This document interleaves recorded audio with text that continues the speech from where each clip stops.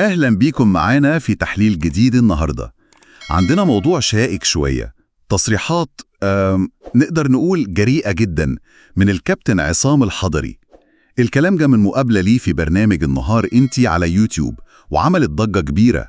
فعلا التصريحات دي فتحت نقاش واسع قوي. بالظبط، فاحنا النهاردة عايزين نفك كلامه ده ونفهم هو شايف نفسه ازاي في تاريخ الكرة المصرية والعالمية، خصوصا المقارنات اللي عملها.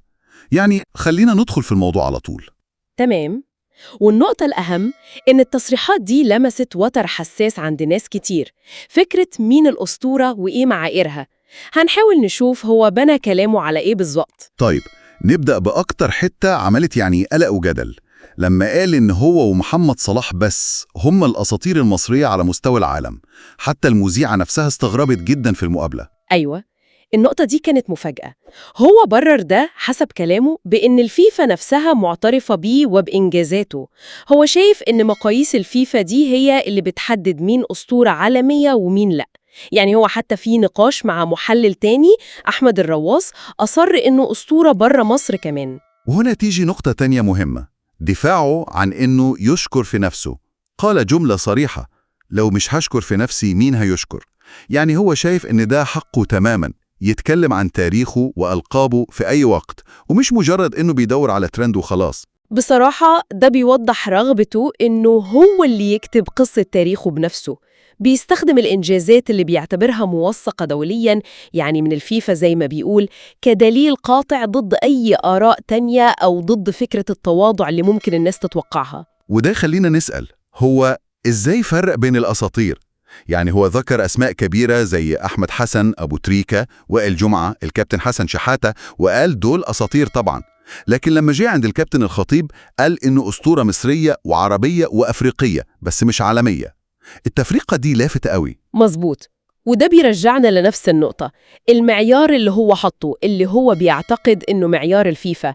يمكن قصده تكريمات معينة من الفيفا أو التألق مثلا في كأس العالم كشرط للوصول للمستوى العالمي ده. هو حاطط خط فاصل وواضح بين التأثير المحلي والإقليمي والعالمي بناء على وجهة نظره هو للمعايير دي. طب وفي نقطة تانية برضو أثارت كلام كتير، موضوع لقب عميد لاعبي العالم. هو وضح إن الكابتن أحمد حسن هو العميد الأصلي دلوقتي حسب سجلات الفيفا، رغم إن الكابتن حسام حسن كان واخد اللقب ده قبل كده فترة. تاني، نفس المنهج بيرجع لجهة رسمية، الفيفا، عشان يحسم أي جدل. حتى لو ده ممكن يكون عكس الصورة الشائعة أو اللي الناس فاكراه، هو متمسك بالسجلات الرسمية كمرجع نهائي. ده بيأكد إنه ماشي بمنطق الوثائق والاعترافات الرسمية دي.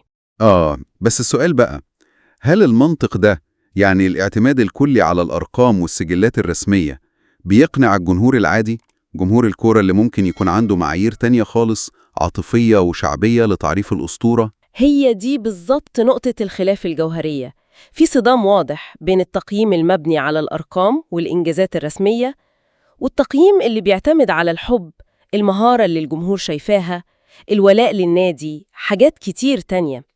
والحضري بوضوح شديد اختار المعسكر الأول. طيب يعني لو حبينا نلخص كل ده، إيه الخلاصة؟ يتهيالي إحنا قدام شخصية رياضية مصممة إنها هي اللي تحدد شكل إرثها، وبتستخدم معايير هي شايفاها دولية ومحددة، يمكن زي ما بتفسرها هي كسلاح في مواجهة أي كلام تاني أو مقارنات مش عجباها. تمام. ونقطة أخيرة ممكن المستمع يفكر فيها، لحد فين الإنجازات الفردية حتى لو معترف بيها رسمياً من جهات زي الفيفا ممكن تحسم مكانة لاعب في التاريخ، خصوصاً في رياضة زي الكورة بتعتمد قوي على العاطفة الجماهيرية والتقدير الشعبي؟ وهل فعلاً معايير كلمة أسطورة دي بتتغير لما نبص من منظور محلي لمنظور عالمي، ولا العظمة الحقيقية المفروض تتجاوز كل التصنيفات دي؟ سؤال مفتوح للنقاش. أهلا بكم معانا في تحليل جديد.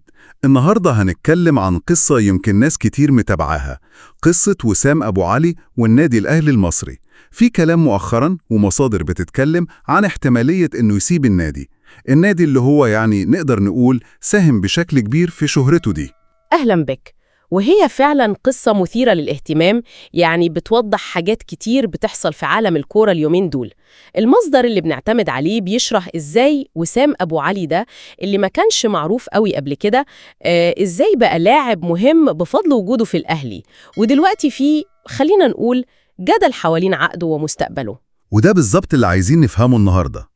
العلاقة دي بين النادي واللاعب، ازاي النجومية بتتخلق وازاي تفصيلة صغيرة في عقد ممكن تغير كل حاجة. طيب نبدأ من الأول.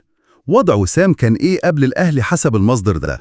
ما كانش الهداف اللي كلنا عارفينه دلوقتي، يعني أرقامه في الدوريات اللي لعب فيها قبل كده ما كانتش مبهرة قوي. وكمان نقطة مهمة، ما كانش معاه الباسبور الفلسطيني، يعني ما كانش لسه انضم للمنتخب، وشهرته في منطقة الخليج تحديداً كانت محدودة جداً بصراحة. يعني لاعب كويس بس مش سوبر ستار زي ما بنقول. بالضبط كده، لاعب بمواصفات جيدة لكن مش الاسم الكبير اللي بيخطف الأنظار. وهنا بقى يجي دور الأهلي. المصنع بيوصف الأهلي كأنه يعني مصنع نجوم. ازاي الأهلي عمل التحول ده مع وسام أبو علي؟ هو ده المحور الأساسي في التحليل. الأهلي بطبيعته كنادي كبير بيوفر منظومة نجاح متكاملة، فريق قوي بينافس على كل البطولات، جهاز فني على مستوى، اسم النادي نفسه تقله، وطبعا الدعم الجمهوري الرهيب. كل العوامل دي بتسمح للاعب اللي عنده الإمكانيات إنه يظهرها وينفجر، والنتائج فعلا بتتكلم عن نفسها. المصدر بيعرضها بوضوح، بقى هداف مؤثر، الأهلي كسب معاه حوالي 5 بطولات في سنة ونص تقريباً، خد الباسبور الفلسطيني ولعب للمنتخب، وشهرته بقت واسعة جداً. القفزة دي بتدعم قوي فكرة إن الأهلي فعلا بيصنع الفارق للاعب. صحيح 100%، التحول كان سريع ومدهش، والمصدر بيربط ده بشكل مباشر بالمنظومة اللي بيوفرها النادي الأهلي. بس المفارقة إن النجاح الكبير ده هو اللي وصلنا للمشكلة اللي بنتكلم فيها دلوقتي.